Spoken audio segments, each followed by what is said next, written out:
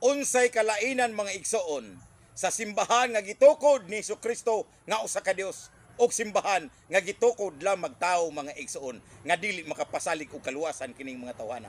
Unsay kalainan? Ang simbahan nga gitukod lang magtawo naanas kasaysayan mga igsoon, malagmit, maimpirno. Duol sa impirno mga igsoon, layo sa kaluwasan. Kay nga naman, tinukod ang tao, unya ilang founder, wa gani malangit mga igsoon.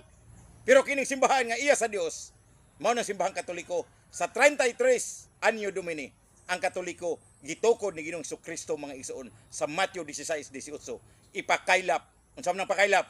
Universal kon Katoliko mga igsoon.